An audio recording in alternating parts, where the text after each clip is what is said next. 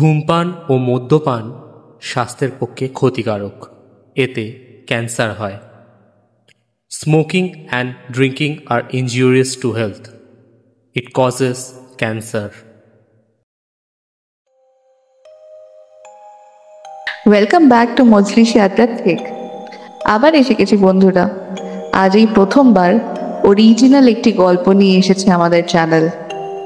আমাদেরই মেম্বার মুনমুনের লেখা একটি ভৌতিক গল্প নিয়ে এসেছে মজলিশি আড্ডা থেকে টিম।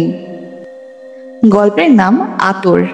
গল্পটি পুরোটা শুনবেন কিন্তু, এবং অবশ্যই আমাদের মতামত জানাবেন। আর প্লিজ আমাদের চ্যানেলটা এবার সাবস্ক্রাইব করে ফেলুন তো। এখনও এমন অনেক ভিউয়ার্স আছেন যারা আমাদের সাবস্ক্রাইব করছেন না। গল্প যখন শুনছেন তা একবার সাবস্ক্রাইব করে দেখুন না। আপনাদের সাপোর্ট পেলে আমরা আরও ভালো ভালো গল্প আপনাদের জন্য নিয়ে আসব। আজকের গল্প আতর লিখেছে মুনমুন চ্যাটার্জি। গল্প পাঠের সায়ক, গল্পের সূত্রধার আমি পূজা। আর অন্যান্য চরিত্রে আছে সায়ন, দেবশঙ্কর, নীলাঞ্জন, অনিশা আর মুনমুন নিজেও। শুরু হচ্ছে আতর।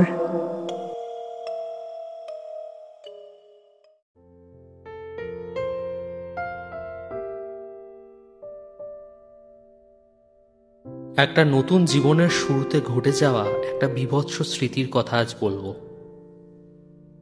2012 সালের ফেব্রুয়ারিতে রজত আর রাইয়ের বিয়ে হয়। দুজনেই কলেজ জীবনের বন্ধু। পরবর্তীকালে দুজনে বিয়ে করে এবং তাদের নতুন সংসার বাঁধার জন্য প্রস্তুতি শুরু করে দেয়। রজত একজন বেসরকারি ব্যাংকের কর্মচারী, আর রাইয়ের একটা নাচের স্কুল আছে। আগে তারা খড়গপুরে থাকত। রজত আর রাইয়ের আদিবাড়ি ওখানে। পড়াশোনা, কলেজ সব ওখানেই। তাদের পুরো পরিবারও ওখানেই থাকে। কিন্তু রজতের কলকাতায় ট্রান্সফার হওয়ায় দুজনকে চলে আসতে হয় কলকাতায়।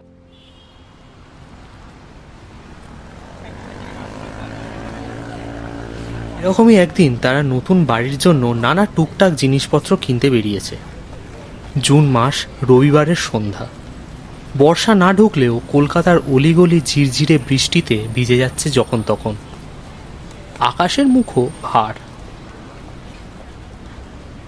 টুকটাক কেনাকাটি করতে করতে রাইয়ের চোখ পড়ল একটা দোকানের দিকে। সেখানে নানা রকমের সুগন্ধি সাজানো। রাই বরাবরই খুব সুগন্ধি বা পারফিউমের প্রতি আকৃষ্ট। ভাবল একবার দেখাই যাক না, যদি কিছু ভালো লাগে। রজত কিন্তু বিরক্ত হয়ে গেল। এই বৃষ্টিতে আবার দাঁড়িয়ে এসব দেখতে বসলে আবার যদি বৃষ্টি নামে তাহলে তাদের পুরো ভিজে বাড়িতে ঢুকতে হবে। আহা, এখন আবার এসব কি দরকার? বৃষ্টি নেমে গেলে তখন ভিজে ভিজে বাড়ি যেতে হবে, তাই না? আরে কতক্ষণই বা লাগবে শুনে? এত কিছু কিনলে তো তখন সময়, বৃষ্টি এসব মনে ছিল না। না আচ্ছা ঠিক আছে ঠিক আছে, যা দেখ কি নিবি, কিন্তু 15 মিনিট সময় তোর হাতে। সো প্লিজ এর বেশি দেরি করিস না। আরে খিদে পেয়েছে আমার, বাড়ি গিয়ে খাবো আর একটা লম্বা ঘুম দেবো, বুঝেছিস? হ্যাঁ একদম, চল ভেতরে। ছাতা সাথে না থাকায় দুজনেই প্রায় আধবেজা হয়ে গেছে। রজত আর রাইকে দেখে দোকানদার তাদের অভ্যর্থনা জানিয়ে বললেন, কি নেবেন ম্যাডাম? কি ধরনের পারফিউম দেখাবো? Floral or mint or strong কিছু? না না, ফ্লোরাল সুইট স্মেল টাইপ দেখান, খুব স্মুথিং অ্যান্ড সুইট। হ্যাঁ, সবে তো শুরু। আস্তে আস্তে আপনার পুরো দোকানে সব টেনে টেনে বার করাবে, আর শেষে বেকার একটা স্মেলের পারফিউম নিয়ে বাড়িতে যাবে, তারপর বাড়িতে গিয়ে বলবে সেটা আর ভালো লাগছে না। দোকানদার মুচকি মুচকি হাসলেন। হ্যাঁ শাট আপ, বেশি বকিস না। হেল্প করতে না পারিস বেকার ঘ্যান ঘ্যান করবি না প্লিজ। দোকানদার একটার পর একটা শিশি দেখাচ্ছেন। এক একটা শিশি এক এক রকম দেখতে। এত রকমের স্প্রে করা হয়েছে যে দোকানের চারদিকটা একটা মিশ্রিত সুগন্ধে ভরে গেছে। কিরে, দেখতে দেখতে তো 20-25টা দেখে নিয়েছিস, এখনো পছন্দ হয়নি তোর? না রে, কেমন একটা স্যাটিসফ্যাকশন নেই, সবই একরকম। ডিফারেন্ট কিছু, ইউনিক কিছু নেই। নেক্সট উইক অনেক স্টক আসবে, মঙ্গল বা ওয়েডনেসডে একদিন চলে আসুন, সেদিন নিশ্চয়ই একটা না একটা আপনার পছন্দ হবেই। একবার চলে গেলে এই মুখ আর হব না। কত যে আর টাকা খসবে কে জানে। হঠাৎ রাইয়ের চোখে পড়ল দোকানের কোণে একটা আলমারির ওপর রাখা একটা শিশির ওপর। 100 ml হবে খুব বেশি হলে। গোল শিশিটা হলদেটে তরলে ভরা, খুব সুন্দর দেখতে। শিশিটার মাথায় একটা সোনালি রঙের ক্রিস্টাল বসানো। আগেকার দিনের রাজা জমিদারদের বাড়িতে এরকম পারফিউমের শিশি দেখা যেত। দাদা, ওটা একটু দেখাবেন? ওটা ম্যাম সেল হবে না। দোকানদারের মুখটা থমথমে হয়ে গেল, তার গলাটা যেন কেঁপে গেল। দেখে মনে হলো উনি যেন শিশিটার দিকে তাকাতেও চাইছেন। এতগুলো সামনে থাকতেও তোর ওই কর্নারে পড়ে আছে ওইটাই নজরে এলো? কি চোখ ভাই তোর, হ্যাঁ? রাই এমনভাবে এক দৃষ্টে শিশিটার দিকে তাকিয়ে আছে যেন ও সেটা নেবেই। I want this at any cost. রাইয়ের গলাটা কেমন যেন ভারী হয়ে গেল, রীতিমতো রেগে গেল ওটা নামিয়ে আনা হচ্ছে না বলে। ভাই শোন, ইটস জাস্ট আ পারফিউম। এমন করছিস যেন বিশাল কিছু। আরে উনি ওটা বিক্রি করবেন না, ছেড়ে দে না, অন্য কিছু দেখ। আমি ওটাই চাই, ও না দেওয়ার কে? দোকানদার ভয় ভয় ওটা নামিয়ে আনলো। রজ তো ঠিক বুঝতে পারছে না ঠিক কি হলো। রাই ওটা হাতে নিয়ে শিশির মুখ খুলে হাতের ওপর দুটো স্প্রে করে বলল, এই তো পেয়েছি, একদম পারফেক্ট। দাদা, এটা কত? রজত ও দোকানদার দুজনেই দেখলো রাই স্বাভাবিক আচরণই করছে, একটু আগের সেই রাগ বিন্দু মাত্র নেই। দোকানদার সুযোগ বুঝে দাম চড়িয়ে বলল, এটা 900 টাকা ম্যাম। এই যে দাদা, মাথা খারাপ নাকি? হ্যাঁ, মামাবাড়ি আবদার যেন একদম, যেই দেখলেন পছন্দ হলো অমনি, তাই না? রাই সাথে সাথে ব্যাগ খুলে 900 টাকা দিয়ে দোকান থেকে বেরিয়ে গেল। রজত রাগে গজগজ করতে করতে ওর পেছন পেছন দোকান থেকে বেরিয়ে বলল, are you really out of your mind? একটা পারফিউম 900 টাকা, তাও কোনো ব্র্যান্ডেড না। আচ্ছা মানলাম পছন্দ, বাট অ্যাটলিস্ট বার্গেনিং করে একটু নামিয়ে নিতে পারতি। কী রে? রাই আপন মনে শিশিটা নিয়ে হাতের মধ্যে নাড়াচাড়া করতে লাগলো। ওরে পতিদেব, ব্র্যান্ড না হোক, এটাতে কিছু তো আছে। কি ভালো স্মেলটা। রজত, দেখ দেখ। রজত হাতটা ঠেলে দিয়ে বলল, বুঝতেই পারছি, একদিন এভাবেই ভিখারি হব আমি তোর জন্য, দেখে নিস। দুজনে একসাথে পারফিউমটা মেখে ভিক্ষা করবো, কেমন লাগবে বল ব্যাপারটা?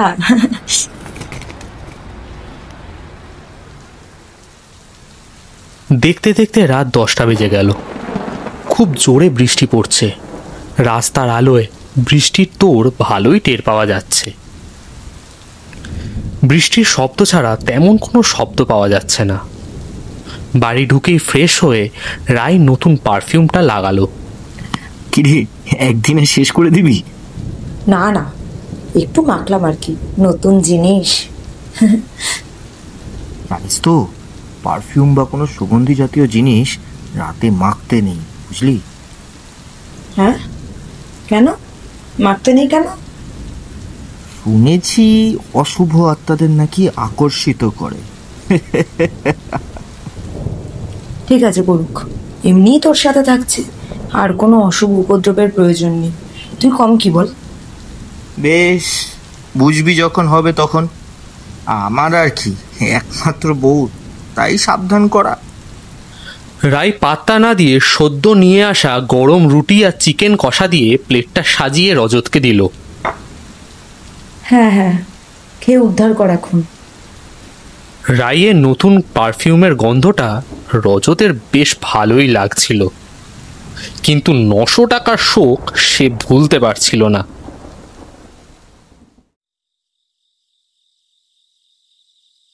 রাত তখন কত জানা নেই। হঠাৎ ঘুম ভেঙে গেল রজতের। উঠে বুঝল লোডশেডিং হয়ে গেছে।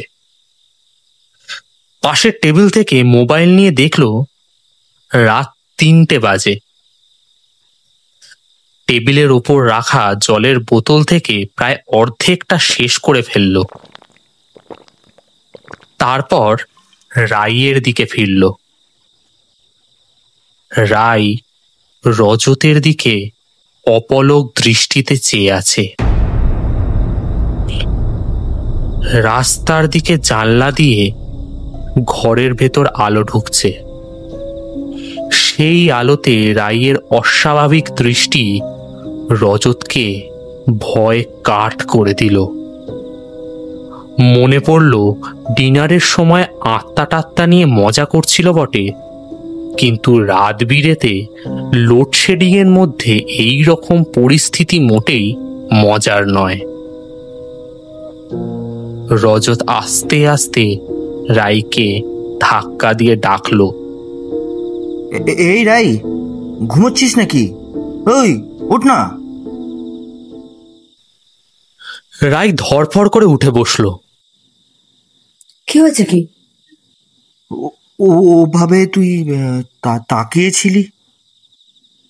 আমি আমি তো ঘুমাচ্ছিলাম, তুই এমন ভাবে ধাক্কা দিলি যে। রজত ভাবল ঘুমের মধ্যে বোধহয় এরকম হয়েছে। কত মানুষ তো আধ খোলা চোখেই ঘুমোয়। একটা স্বস্তির নিঃশ্বাস ফেলল রজত। বেকার বেকার ভয় পেল সে। এমন সময় হঠাৎ পাখা ঘুরতে শুরু করলো। যাক, কারেন্ট এসে গেছে, এবার নিশ্চিন্তে ঘুমানো যাবে।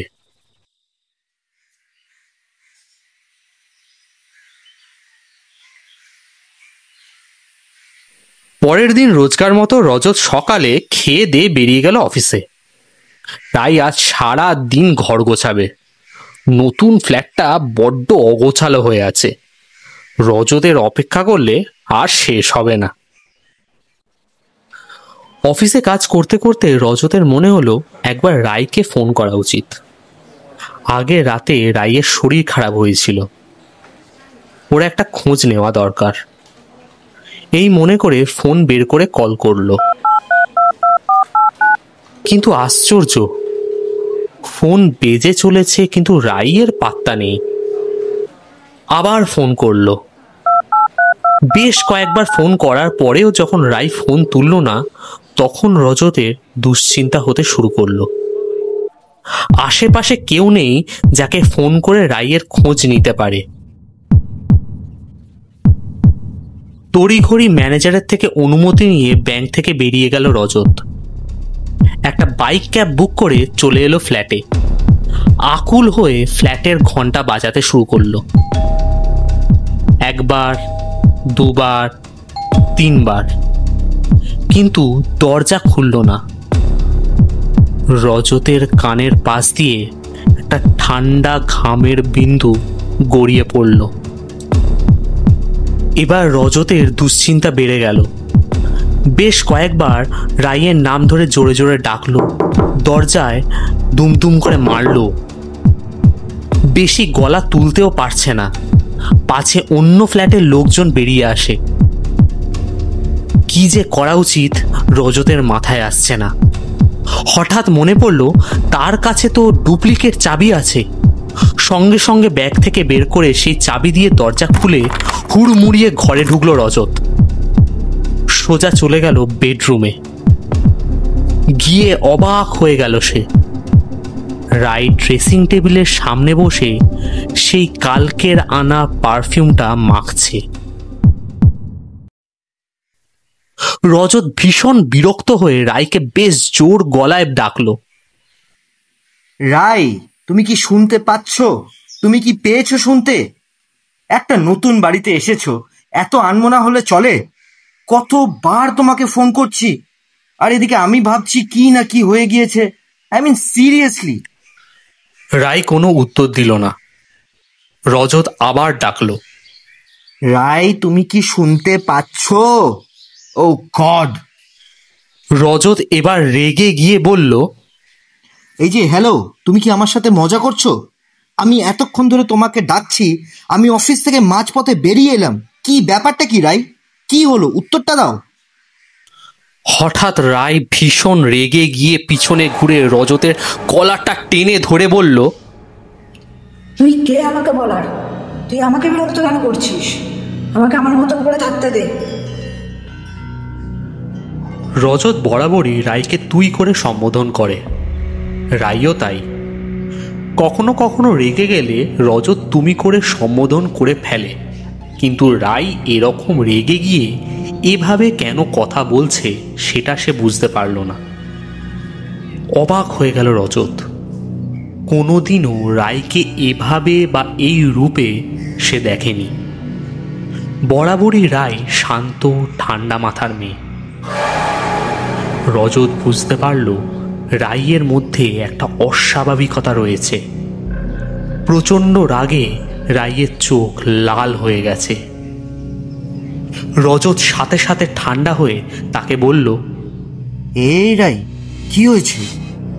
শরীর খারাপ লাগছে? বল না, কোনো কিছু নিয়ে রেগে আছিস? বল। রাই তখনও রেগে গিয়ে রজতের কলার ধরে চেপে রয়েছে। এমন সময় রজত বুঝতে পারল তার মুখের কথায় কিছু হবে না। রাই নিজের মধ্যে নেই। সে একটা ধাক্কা মারল আর রাই ড্রেসিং টেবিলের কাছে গিয়ে পড়ল। কিছুক্ষণের মধ্যে রাই উঠে দাঁড়িয়ে কাঁদো কাঁদো হয়ে বলল, তুই আমাকে মারলি কেন? সরি, বাট আমি তোকে মারিনি। আমি তোকে ধাক্কা দিলাম কারণ তুই আমার কলার চেপে ধরেছিলি। আমারই লাগছিল। আমি আমি কোনোদিনও তোর গায়ে হাত তুলিনি। আমি সেখানে তোর কলার চেপে ধরবো? আরে এতবার করে তোকে ফোন করেছি, এতবার করে তোকে দরজার বাইরে দাঁড়িয়ে ডাকলাম, তোর সামনে এসে ডাকলাম, তুই উত্তরই দিচ্ছিস না। আমি তাই রেগে গিয়েছিলাম। আমি জানি না কি হচ্ছে। আমি ঘরে সকাল থেকে কাজ করছি, হঠাৎ করে আমার চোখ পারফিউমটার ওপর পড়লো। আমি জানি না কিসের আকর্ষণে ড্রেসিং টেবিলের সামনে এসে টুলটা নিয়ে বসে পড়লাম, আর সাথে সাথে পারফিউমটা যেন আমার হাতে নেওয়ার জন্য মনটা কেমন করছিল। সাথে সাথে যখন নিলাম, আমার সারা শরীরটা কেমন ঠান্ডা হয়ে গেল। তারপর যে কি হলো। রজত বুঝতে পারল একটা সাংঘাতিক রহস্য তাদের ঘিরে ধরছে। এই পারফিউমটাই সবকিছুর মূলে তার মনে হলো। আচ্ছা আচ্ছা, ঠিক আছে ঠিক আছে, আমি আজ আর অফিস যাচ্ছি না। তুই ঠান্ডা হ, একটু ঠান্ডা হ, আর আমরা আজ একসঙ্গে লাঞ্চ করব, কেমন? রাইয়ের হাত থেকে শিশিটা পড়ে গেছিল, কিন্তু সেদিকে নজর না দিয়ে রাই চলে গেল রান্নাঘরে খাবার তৈরি করতে। এত জোরে শিশিটা পড়ে যাওয়া সত্ত্বেও তাতে একটাও চির না ধরায় রজতের বেশ আশ্চর্যই লাগলো। তার মনের মধ্যে আবারও একটা রহস্যের ঘণ্টা বেজে উঠল। রাই যাতে আর এই পারফিউমটা ব্যবহার না করতে পারে সেই জন্য শিশিটা আলমারির উপরে তুলে রাখল। রাতে খাওয়া দাওয়ার পর রোজকার মতো দুজনেই শুয়ে পড়ল।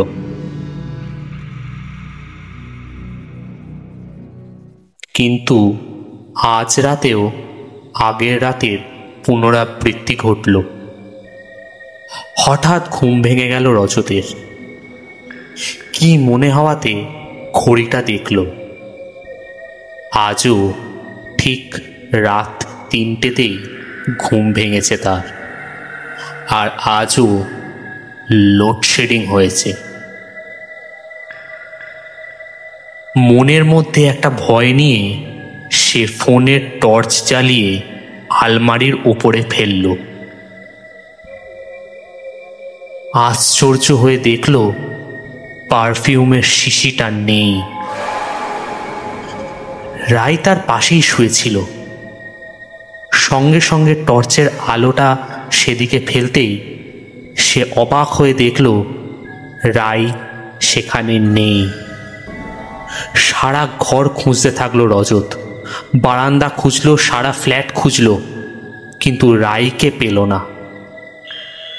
দুশ্চিন্তায় রজতের মাথা খারাপ হয়ে যাচ্ছিল। তার চারদিকের পৃথিবী বন বন করে ঘুরছে।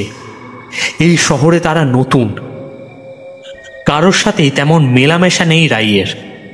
তাও রাত 3টের সময় রায় কোথায় গেল? হঠাৎ রজতের মাথার উপর ছাদে একটা দুমদুম করে আওয়াজ হলো। এই সময় ছাদে আওয়াজ হওয়াটা যথেষ্ট অস্বাভাবিক। রজত কোনোদিন ছাদে যায়নি। কি একটা মনে হতে রজত ফ্ল্যাট থেকে বেরিয়ে আস্তে আস্তে সিঁড়ি দিয়ে ছাদে যেতে লাগলো।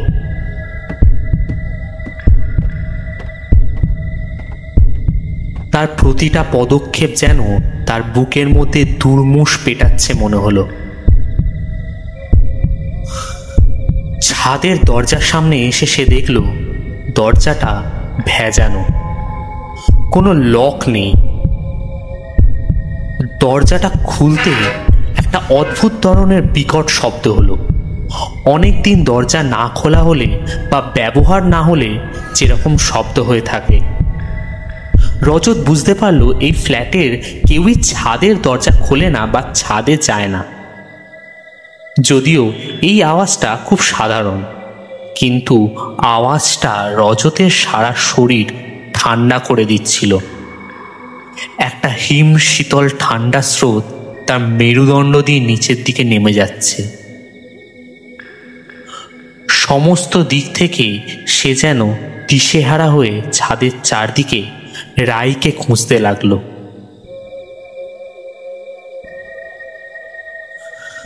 ছাদের প্রতিটা কোণায় একটা করে বসার জায়গা করা আছে, যদিও সেগুলো এখন নোংরা হয়ে আছে। এরকম 5-6টা বসার জায়গা আছে, সেটা রজত অন্ধকারেও বুঝতে পারল। সে এদিক ওদিক ঘুরতে ঘুরতে হঠাৎ দেখল একটা বসার জায়গায় কেউ যেন বসে আছে। অন্ধকারটা সেখানে একটু বেশি। মোবাইলের টর্চটা জ্বেলে সে একটু একটু করে এগোতে লাগলো। আস্তে আস্তে আবছা অবয়বটা তার কাছে পরিষ্কার হলো। অবাক হয়ে গেল রজত। এ কি? এ তো রাই। রাই এই সময় ছাদে কি করছে? ওই কি তাহলে ওই রকম দুমদুম করে আওয়াজ করছিল? এবার সভয়ে রজত দেখল রাই বসার জায়গার ওপরে উঠে দাঁড়ালো।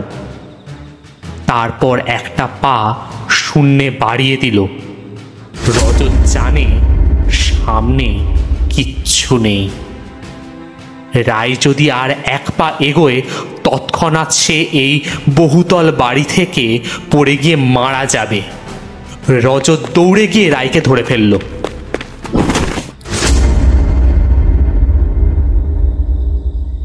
এই রাই, তুই এখানে কি করছিস? এই অন্ধকারে ছাদে কেন এসছিস? তোর তো অন্ধকারে ভয় লাগে, তাহলে তুই একা এলি কেন? আর আসতেই যদি ইচ্ছে হচ্ছিল আমাকে বলতি। রাত 3টের সময় কেউ এরকম ভাবে পাগলের মতন কি করছিস কি রাই? প্লিজ টেল মি, কি করছিস?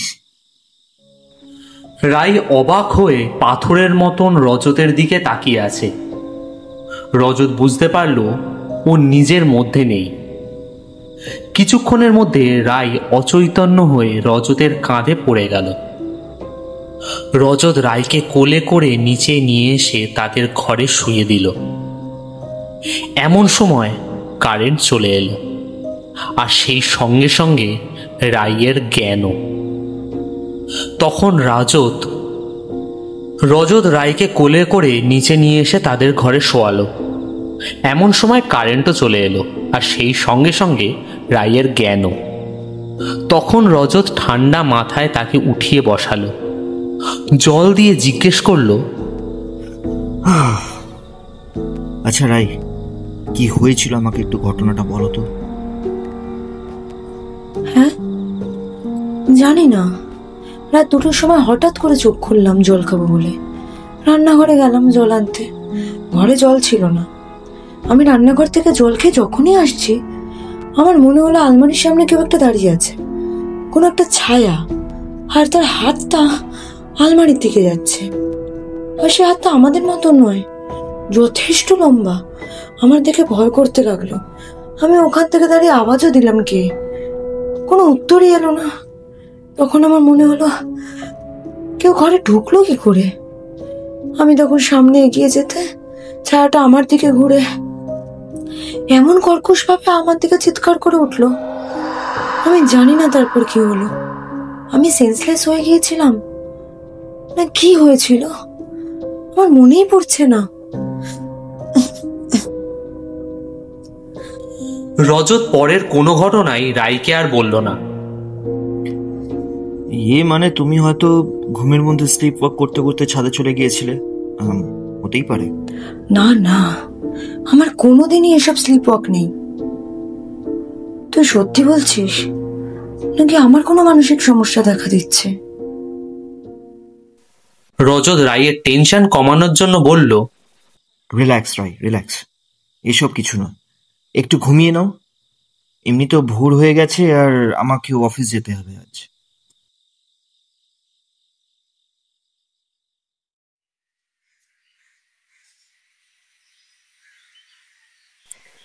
পরের দিন সকালে রজত অফিসের জন্য রেডি হয়ে খেয়ে দিয়ে বেরিয়ে পড়ল। কিন্তু সে অফিসে গেল না। সে গেল সেই বাজারে দোকানদারের কাছে যেখান থেকে তারা ওই পারফিউমটা কিনেছিল। দোকানদার রজতকে দেখে আচমকা ভয় পেয়ে গেল আর সাথে সাথে রজতের সামনে এসে বলল, স্যার কোনো অসুবিধা? মানে অসুবিধা কেন হবে? আর আমি তো অন্য কারণেও আসতে পারি আপনার কাছে। কেন মনে হলো আপনার যে কোনো অসুবিধা হয়েছে? অসুবিধা তো হবেই, আমি সেটা বুঝতে পারছি আপনার চোখ মুখ দেখে। আসুন স্যার, বসুন। কিছু খাবেন স্যার? চা, কফি? না না, সেসব কিছু লাগবে না। আপনি আমাকে আগে এইটা বলুন, সেই দিন যেই পারফিউমটা নিয়ে গিয়েছিলাম সেই পারফিউমটা আপনি কোথা থেকে পেলেন? ওটা কি আপনাদেরই তৈরি? না, ওই পারফিউমটা আমি এনেছিলাম, বা বলতে পারেন পেয়েছিলাম। সেটি বিক্রি করতে পারিনি বহুবার চেষ্টা করেও। কিন্তু সেদিন আপনার মিসেস ওটা দেখে এমনভাবে পছন্দ করলেন এবং এমনভাবে সেটা নিয়ে নিলেন, আমি লোভ সামলাতে না পেরে বেশি টাকায় বিক্রি করে দিলাম। কে বা চায় এসব সমস্যা ঘাড়ে রাখতে বলুন? সমস্যা? কি সমস্যা? আর এতদিন করতে পারেননি কেন? আগে 2-3 জনকেই বিক্রি করেছি, প্রত্যেকেই একদিন পর সে ফেরত দিয়ে গেছে। তারা এই পারফিউম ব্যবহার করতে পারছেন না। আমাকে 3 জন 3 রকম বলেছেন। একজন বলেছিলেন এই পারফিউম ব্যবহার করা মাত্রই তার সারা শরীর ঠান্ডা হয়ে ধুম জ্বরে পড়ে গিয়েছিলেন। তার মনে হয়েছিল এই পারফিউমে কোনো প্রবলেম আছে। আর 2 জন যা অভিজ্ঞতার কথা বলেছিল সে তো আরো মারাত্মক স্যার। 2 জন বলেছিলেন যে এই পারফিউম নিয়ে যাওয়ার পর থেকে তারা নানা রকম ছায়া ঘরের মধ্যে দেখতে পেতেন, তাই ভয় তারা সেটা ফেরত দিয়ে যায়। কেউ 1 দিন, কেউ 2 দিন, কেউ 3 দিন, এর বেশি কেউই রাখতে পারেনি। তাই আমি এটাকে আলমারির উপরে তুলে রেখে দিয়েছিলাম। এটা কোনোদিনও বিক্রি হবে ভাবতেই পারিনি। আর আমিও ভেবেছিলাম বিক্রি করব না, কিন্তু কাস্টমার টাকা দিয়ে নিয়ে যাচ্ছে, পরে ফেরত দিয়ে যাচ্ছে এবং এতটাই ভয়ের সঙ্গে ফেরত দিয়েছে সে টাকাটাও ফেরত নিচ্ছে না। পরে অবশ্য আমার মনে হয়েছিল এতে আমার তো ভালোই হলো, আমি বেশি দাম দিয়ে কাস্টমারের কাছে বিক্রি করব এবং সে ফেরত দিয়ে টাকাও ফেরত নেবে না, আমার তো লাভ হবে। একই জিনিস বারবার বিক্রি করে ভালোই লাভ হবে এবং আমি এটাই করতে থাকি। কিন্তু একদিন বুঝতে পারি যে এই পারফিউমটা শুধুমাত্র পারফিউম নয়। একদিন অনেকটা দেরি হয়ে গেছে দোকান বন্ধ করতে করতে। রাতের বেলা, অনেক দেরি হয়ে যাবে, আমার বাড়ি অনেকটা দূর। আমি ভাবলাম দোকানেই থেকে যাই। পরের দিন বৃহস্পতিবার, আমার দোকান বন্ধ থাকে। ভেবেছিলাম সকালে উঠে দোকান বন্ধ করে বাড়ি চলে যাব, কিন্তু তা হলো কই। রাতে যে দোকান বন্ধ করে ভেতরে শুতে গেলাম তখন মনে হলো আমার দোকান কাঁপছে এবং আমি যখন সামনে গিয়ে দেখলাম পারফিউমের শিশিও ওখানে নেই। আমি খুঁজতে লাগলাম, খুঁজতে খুঁজতে দেখলাম আমার শোকেসের সামনে কেউ একজন ওই পারফিউমটা নিয়ে দাঁড়িয়ে রয়েছে। কিছুক্ষণের জন্য ভয়ে ভেতরটা শুকিয়ে গিয়েছিল। আমার ওই দোকানের ভেতরে আমি ছাড়া তখন কেউ ছিল না। তাহলে এটা কি? এবং তার ছায়া উল্টো দিকে শোকেসের কাছেও পড়ছে না। আমি এই অবস্থায় কি করব বুঝতে না পেরে ঠাকুরের নাম জপ করতে শুরু করে দিলাম। এমন সময় দেখলাম ওই ছায়াটা পারফিউমটাকে নিয়ে নানা অঙ্গভঙ্গি করে গান গাইছে। আমি যদিও বুঝতে পারিনি কি গান, ভয়ে আর সেসব খেয়াল করিনি স্যার। আমি তারপরও সাহস করে আওয়াজ দিলাম, কে কে ওখানে? তখন যে অট্টহাসিটা আমি শুনেছিলাম সেটাই আমার সারা শরীর ঠান্ডা করে দিয়েছিল। আমি মুহূর্তের মধ্যে মাটিতে লুটিয়ে পড়ি। বিশ্বাস করুন স্যার, পরের দিন থেকে ওই পারফিউমটাকে আমি নানাভাবে চেষ্টা করেছি ফিরিয়ে দেওয়ার, নষ্ট করে দেওয়ার, কিন্তু পারিনি। সে আমার সেই শোকেসের উপরে এসেই ছিল। তারপর সেদিন ম্যামের ওটা পছন্দ হয়ে গেল। আমি ম্যামকে এটা দিয়ে ভেবেছিলাম, না এবার এটার থেকে হয়তো আমি নিস্তার পাবো। এখনো পর্যন্ত কোনো কাস্টমার পারফিউমটা দেখে এটা আমি নেবই এরকম তীব্র কণ্ঠে বলেনি। আমার মনে হয়েছিল এটা দিয়ে মনে হয় এবারের মতন সত্যি রেহাই পেলাম।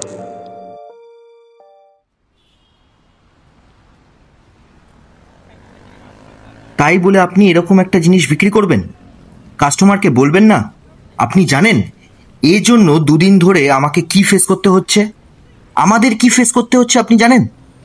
আর যদি কোনো কারণে এই পারফিউমের কোনো মৃত্যু ঘটে, তার দায় কি আপনি অস্বীকার করতে পারেন? হ্যাঁ? দোকানদার কিচ্ছু বললেন না। নিশ্চুপ হয়ে লজ্জায় অনুশোচনায় মাথা নিচু করে রইলেন। রজত রেগে মেগে দোকান থেকে বেরিয়ে যাচ্ছিল। হঠাৎ একটা প্রশ্ন মাথায় আসতে ঘুরে দাঁড়িয়ে দোকানদারকে আবার জিজ্ঞেস করলো, বাই দ্য ওয়ে, জিজ্ঞেস করতে ভুলে গিয়েছিলাম, এই পারফিউমটা আপনি কোথা থেকে পেয়েছিলেন? And for God sake please এবারটা কিছু লোকাবেন না। এটা পেয়েছিলাম আমি ঝাড়গ্রামের একটা জায়গা থেকে। আমি ঘুরতে গিয়েছিলাম। সেখানে গিয়ে আমি একজনের বাড়িতে উঠি। সেই বাড়িটায় যারা থাকতো তাদের আতরের ব্যবসা।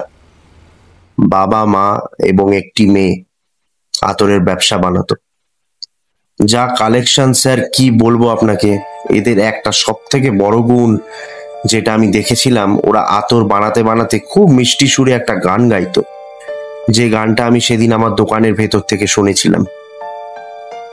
তারপর স্যার রাতে যখন ওরা সব শুয়ে পড়লো, আমি ওদের আতরের ঘরে গিয়েছিলাম যদি কোনো কালেকশন ওখান থেকে নিয়ে আসতে পারি। কিনে আনলে অনেকগুলো টাকা লস হয়ে যেত, আর তখন আমার ব্যবসাও তো দাঁড়ায়নি। ওই গ্রাম থেকে আমি যদি কিছু অর্গানিক আতর নিয়ে আসতে পারি, কে আসবে তার খোঁজ করতে, তার মালিকানা দাবি করতে? কে বা আসবে বলুন? আচ্ছা, তো আপনি এর মধ্যে কয়েকটা চুরি করে নিয়ে আসলেন, তাই তো? না স্যার, কয়েকটা না, এই একটা। তাও চুরি নয় স্যার। একটা? একটা কেন? ওটা তো আতর তৈরি হওয়ার জায়গা ছিল, তার মানে নিশ্চয়ই আরো অনেক আতর ছিল। তখনই তো স্যার একটা দুর্ঘটনা ঘটে যায়। কি দুর্ঘটনা? সেই রাতে ওইখানকার জমিদার তাদের বাড়িতে আগুন লাগিয়ে দেয়। কোনোভাবে প্রাণ নিয়ে বেঁচে বেরিয়ে যাই, এবং আমি বেরোনোর সময় একটা আতরের শিশি ওখান থেকে নিয়ে আসি। সেটা সম্পর্কে আমি বহুবার ওদের মুখে শুনেছিলাম। এটা ওদের তৈরি বেস্ট কালেকশন ছিল। তো আমার মনে হয়েছিল ওই তাড়াহুড়োর মধ্যেও আমার হাতের কাছে যখনই পারফিউমটা রয়েছে, তখন আমি কেন ছাড়বো। আমি তখন ওই মুহূর্তে ওখান থেকে পালিয়ে আসি। তারপর চোখের সামনে পুরো বাড়িটা পুড়ে ছারখার হয়ে যায়। ও মাই গড! আচ্ছা, এই এই আগুনটা কারা লাগিয়েছিল? আপনি নয় তো? না না স্যার, বিশ্বাস করুন, আমি নই। শুনেছি ওখানকার জমিদার ওই বুড়োকে বলেছিল মেয়ের সঙ্গে তার বিয়ে দিতে। বুড়ো রাজি না হওয়ায় সে রাগে পুরো বাড়িটাকে জ্বালিয়ে পুড়িয়ে দিয়েছিল। তারপর কি হলো? আর আপনি ওইখান থেকে পালিয়ে এলেন, ওদেরকে বাঁচানোর চেষ্টা করলেন না? পারতাম না স্যার, নিমেষের মধ্যে সব ছাই হয়ে গিয়েছিল। বুঝলাম। আচ্ছা, আপনি কি করে বুঝলেন যে এটা জমিদারের কাজ? মানে এটা তো অন্য কেউ তো করে থাকতে পারে। না স্যার, কিছুদিন পর ওই গ্রামের কাছাকাছি গেছিলাম অন্য একটা কাজে। গ্রামের লোকেরাই বলেছিল যে জমিদারকে অ্যারেস্ট করা হয়েছে, সে স্বীকার করে নিয়েছিল সব। বলছি আর কিছু যদি জানেন তাহলে একটু বলুন প্লিজ, আমার সাহায্য হবে। না স্যার, আর তো কিছু জানি না। আপনি বরঞ্চ একবার ঝাড়গ্রামের ওই জায়গাটাতে যেতে পারেন, সেখানে আশেপাশের লোকেদের থেকে হয়তো কিছু জানতে পারেন। ওকে ফাইন, ঠিকানাটা লিখে দিন।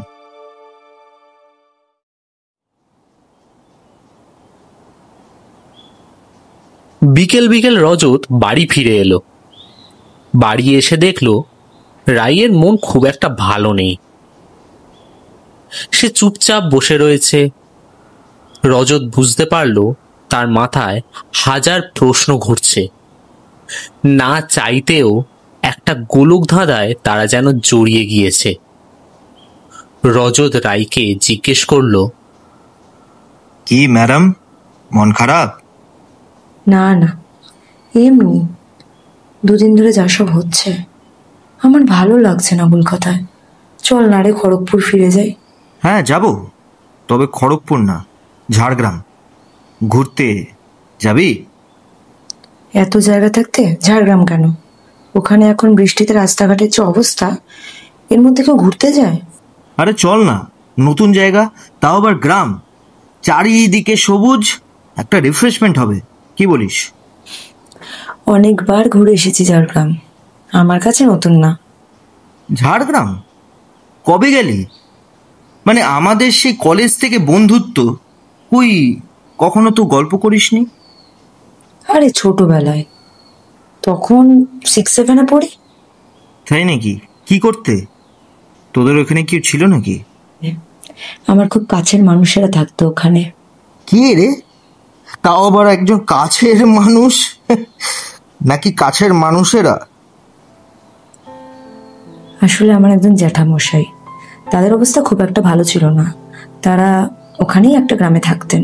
আমরা বহুবার জেঠুর বাড়ি গিয়েওছি, আমি, মা, বাবা।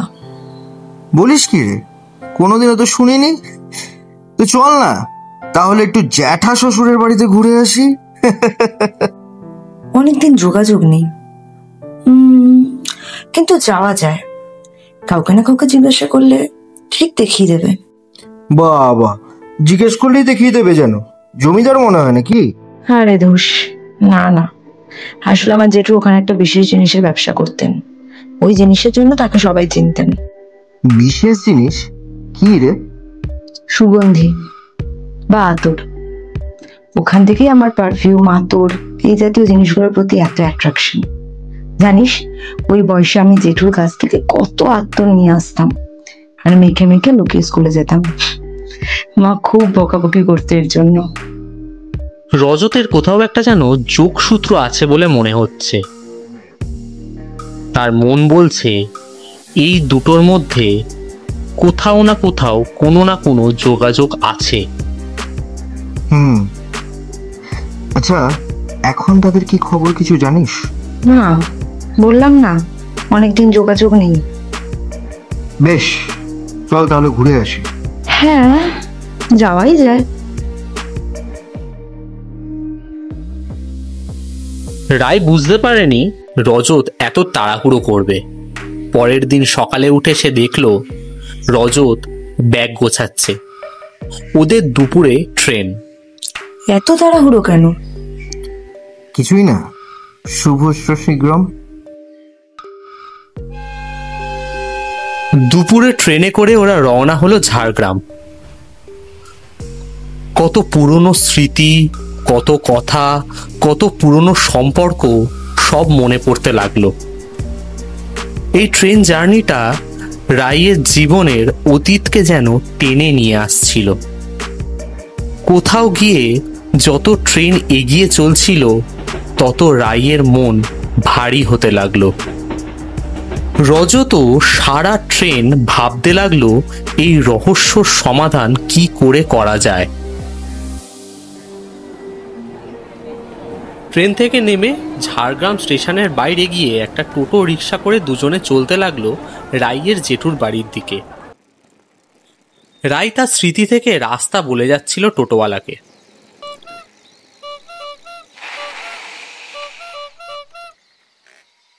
প্রায় 20 মিনিট পর যেখানে এসে তারা পৌঁছলো সেখানে বাড়ি থাকলেও রাইয়ের জেঠুর বাড়িটা চিনতে পারল না। যেখানে বাড়িটা ছিল বলে রাই দাবি করলো সেখানে এখন ধুধু করছে মাঠ, আর একপাশে একটা ভাঙা পুরনো পোড়ো বাড়ি রয়েছে। বাড়িটা দেখে বোঝা গেল কখনো না কখনো এই বাড়িতে আগুন ধরে গেছিল।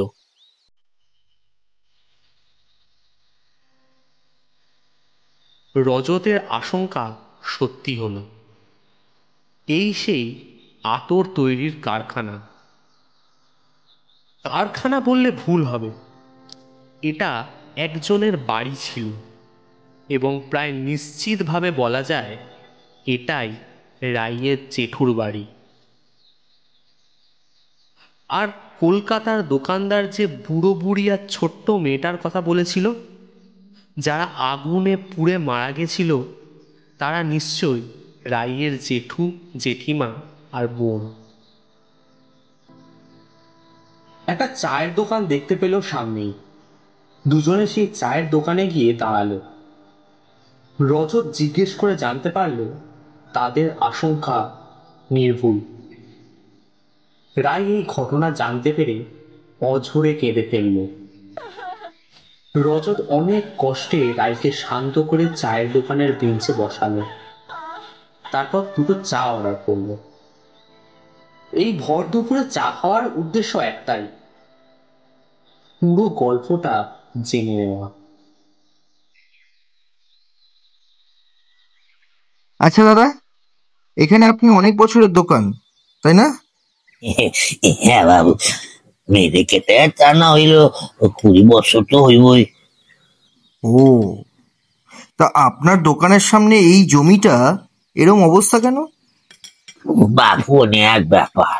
ওই জমিতে বর্ষার মশাই থাকতেন, আসছিলি আতুরের ব্যবসা, আশেপাশে 10টা গ্রাম উনি একাই ব্যবসা করতেন। অবস্থা খুব একটা ভালো ছিল না, গরিব মানুষের গ্রাম, বেশি দামে বিক্রি করতে পারতেন না। এলাকা তো সেরকম ধনী মানুষ নাই গো। আচ্ছা, তাহলে তারা কোথায় এখন?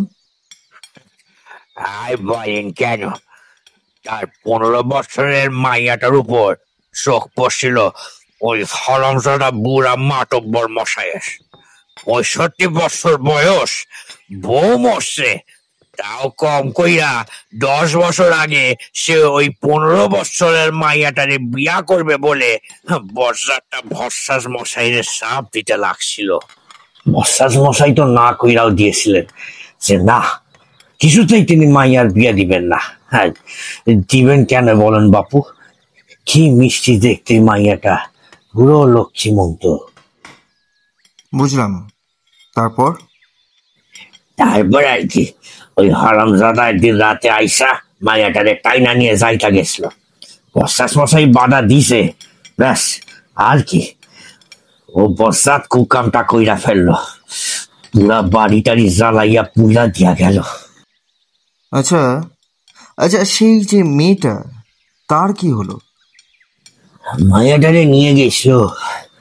হ্যাঁ, কি যে হইল মাইয়াটার। কি হইল মানে? কেউ খোঁজ করেনি? কয়েছিল তো, পরে জানা গেল ও বুড়ার হাত থেকে বাঁচতে ওই জমিদার বাড়ির উপর থেকে সাপ দিয়া নাকি মরছে। অকালে প্রাণটা খোয়ালো। আমরাও যদি দেখি নাই, ও বুড়া টাকা পয়সা দিয়া পুলিশের সঙ্গে সাথ করছিল, কিন্তু সেটা শেষ পর্যন্ত বাঁচতে পারে নাই। সরকার থেকে উপরে তলা লোক আইসা তদন্ত কইরা এই বাড়ি জ্বালানির জন্য ধইরা লইয়া গেল। কাছাকাছির মধ্যে একটা গেস্ট হাউসের রুম ভাড়া নিল ওরা। গেস্ট হাউসে এসে রাই অঝরে কেঁদে চলেছে। ওর চোখ মুখ লাল হয়ে গেছে। রজত রাইয়ের কাঁধে হাত দিয়ে ওকে জিজ্ঞেস করলো, কি হয়েছে রাই? মনটা খারাপ? কিছু বলবে? আমার রাগ হচ্ছে। আমার বোন আমার থেকে 1 বছরের ছোট ছিল। আমাদের মধ্যে যে কি ভীষণ একটা বন্ধুত্ব ছিল, কি বলবো আমি। যখন এখানে লাস্ট আসি তখন আমি ক্লাস 8-এ পড়ি। জানতামই না যে তারপর আর আসাই হবে না। ওকে রোজ মনে করেছি, আমি ভাবতেও পারছি না এতগুলো বছর পর এখানে এসে এরকম মর্মান্তিক একটা ঘটনার সম্মুখীন হব। আমার বোন রজত, আমার বোন এভাবে কষ্ট পেয়ে নৃশংসভাবে মারা গেল। রজত অনেকভাবে রায়কে সামলানোর চেষ্টা করল। সে বুঝতে পারল প্রিয়জনকে হারানোর কষ্টটা কোনোভাবেই সান্ত্বনা দিয়ে ভুলিয়ে রাখা সম্ভব নয়। পরের দিন সকালে উঠে রজত আর রায় দুজনেই গ্রামে বেড়াতে বেরোলো। অনেকের সাথেই কথা হলো। কথায় কথায় ওরা ওই দুর্ঘটনার সম্বন্ধে জানতে চাইল। তবে চাওয়ালা যতদূর বলেছিল তার বেশি কেউই কোনো খবর দিতে পারল না। রায়ের মনে একটা অদ্ভুত জেদ চেপে গেছিল। ওর জানতেই হবে যে ওর বোনের কি হয়েছিল। সারাদিন ঘুরে দুপুরে একটা হোটেলে অল্প খেয়ে দুজনেই গেস্ট হাউসে গিয়ে বিশ্রাম নিল। কিন্তু যতই সন্ধে হতে লাগলো রায়ের আবার ওই জমিটার কাছে যেতে ইচ্ছে করল। শেষে আর থাকতে না পেরে বিকেলে দুজনেই আবার গেল ওই মাঠের কাছে। সন্ধে নেমে এলো। ওরা ওখানেই বসেছিল। অপেক্ষা করতে করতে কখন যেন চোখটা লেগে গেছিল রজতের। এমন সময় কিছু একটা শব্দে রজতের ঘুমটা ভেঙে গেল। উঠে দেখল রায় ওর পাশে বসে নেই। রায় ওই জমিটার মাঝখানে চলে গেছে। রজত হাজার ডাকার পরেও রায় কোনো সাড়া দিচ্ছিল না। রজত সামনে যেতে চাইছিল, কিন্তু কোথাও যেন তার পা আটকে গিয়েছিল। সে তার সারা শরীরকে কিছুতেই সামনের দিকে টেনে নিয়ে যেতে পারছিল না। কিছুক্ষণ এরকম চলতে চলতে হঠাৎ চারদিকটা ধোঁয়ায় ভরে উঠল। রজত চোখের সামনে দেখতে পেল জমিটা দাউ দাউ করে চলছে এবং তার মাঝখানে দাঁড়িয়ে আছে রায়। রজতের দু চোখ ভেসে জল পড়তে লাগলো। জোরে জোরে চিৎকার করে কাঁদতে লাগলো। চারদিকে দাউ দাউ করে চলছে আগুন। আগুনের শব্দ আর নানা রকমের আওয়াজে রজত পাগল হয়ে যাচ্ছিল। রজত হঠাৎ অজ্ঞান হয়ে গেল।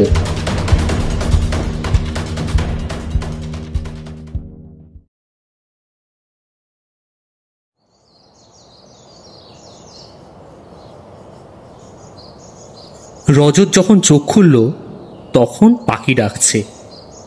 আকাশ পরিষ্কার। রাতে বৃষ্টি হয়ে আশপাশটায় কোথাও কোথাও জল জমে রয়েছে। রজত পুরো ভিজে গেছে। রজত হাত ঘড়িটার দিকে তাকিয়ে দেখল ভোর 5টা বাজে। তাড়াতাড়ি করে উঠে তার রাতের কথা মনে পড়তে সে চারদিকে দৌড়দৌড়ি করে রায়কে খুঁজতে লাগলো। সে ভেবেই নিয়েছিল রায় হয়তো পুড়ে ছাই হয়ে গেছে। ওই জমিটার মধ্যেই সে খুঁজতে লাগলো, যদি কোনো চিহ্ন পাওয়া যায় রায়ের। এমন সময় তার পেছনে একটা হাত কাঁধে এসে পড়ল। আচমকা চমকে উঠে রজত পিছনে ফিরে দেখল রায়। রায়কে জড়িয়ে ধরে স্বস্তির নিঃশ্বাস ফেলে রজত। রজত রায়কে জিজ্ঞাসা করল, ও তুমি ঠিক আছো তো? একদম ঠিক আছি। আয় এখানে বস, মন দিয়ে শোন আমি যা বলছি। আমার সঙ্গে তিতিরের দেখা হয়েছিল। তিতির? তিতির কে? তিতির আমার বোন। আচ্ছা, তো তারপর?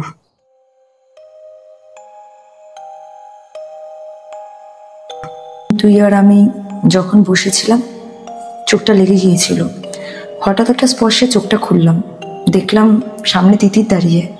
খুশিতে তো পাগল হয়ে যাচ্ছিলাম। কিছুক্ষণের জন্য মনে হলো তিতির বেঁচে রয়েছে সবার অজান্তেই। তিতিরকে জড়িয়ে ধরলাম, জিজ্ঞাসা করলাম, তিতির তুই বেঁচে আছিস? না রে দিদি ভাই, আমি বেঁচে নেই। আমার সঙ্গে তোর একদিন পর দেখা হবে আমি সেটাই ভাবতে পারিনি। জানিস, বাবা মাকে ওরা অনেক কষ্ট দিয়ে মেরেছে। আমি কোনোভাবে বাঁচতে...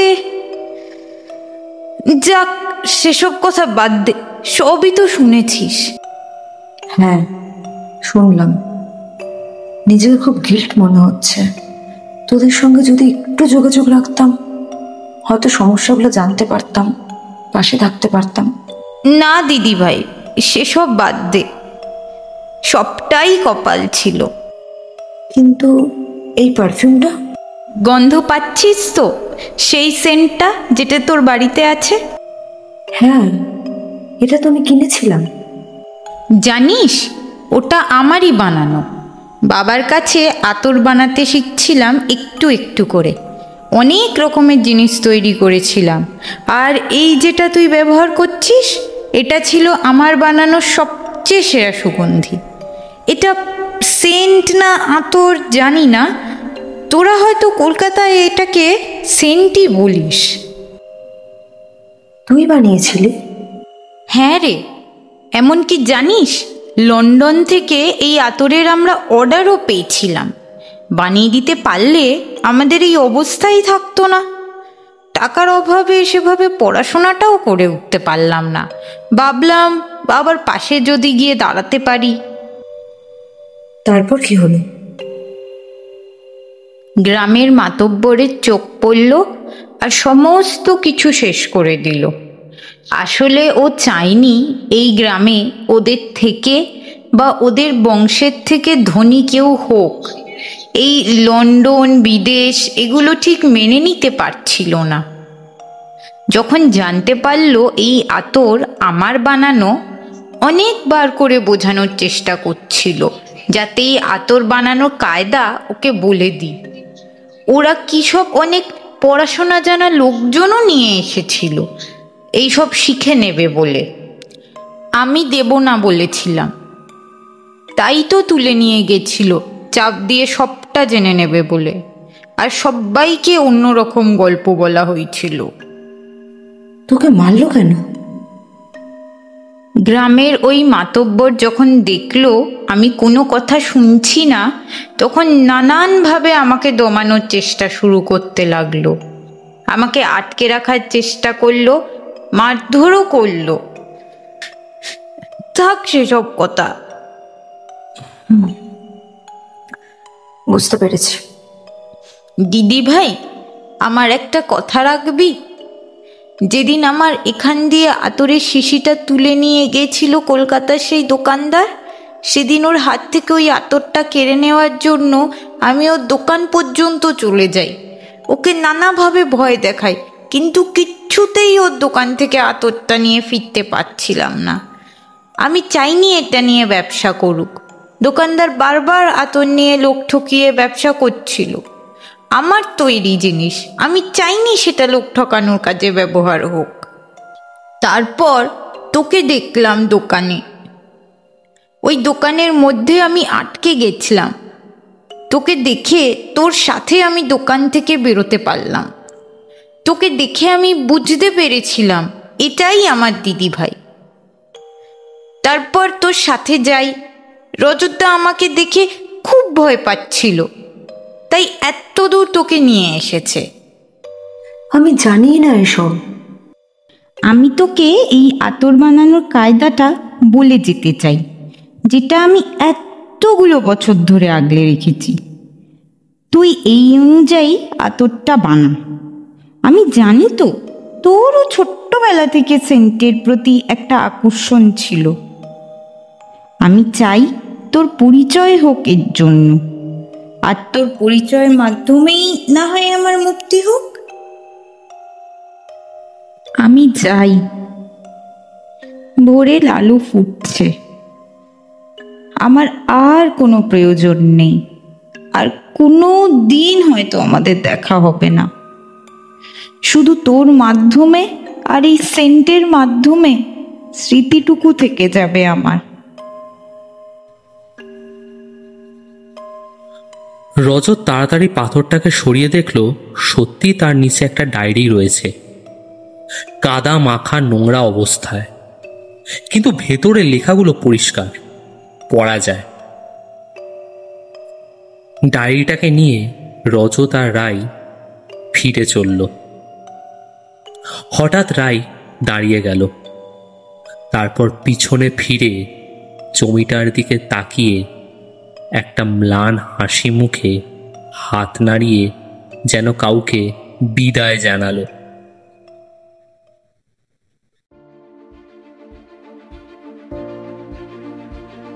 কলকাতায় ফিরে ওই ডায়েরিতে লেখা আতর বানানোর কায়দা অনুযায়ী ওরা আতর তৈরি করলো, আর সেই আতর এতই বিখ্যাত হলো যে লন্ডন থেকে শুরু করে বিভিন্ন দেশ বিদেশ থেকে অর্ডার আসতে লাগলো। আতরের ব্যবসাটাকে অনেক বড় করে দাঁড় করালো রজত আর রাই। শিশির সেই অসাধারণত্ব রয়ে গেল, শুধু একটা ব্র্যান্ডের লেবেলিং বসলো। ব্র্যান্ডের নাম হলো তিতির। আতরের মাধ্যমে তিতিরের স্মৃতি সারা জীবন রাইয়ের কাছে রয়ে গেল।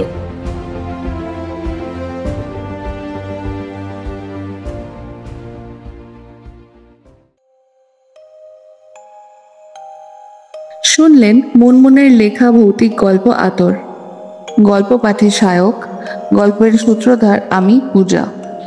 রজতের চরিত্রে দেবশঙ্কর, রাইয়ের চরিত্রে মনমন, দোকানদারের চরিত্রে নীলাঞ্জন, চাওয়ালার চরিত্রে সায়ন এবং তিতিরের চরিত্রে অনিশা।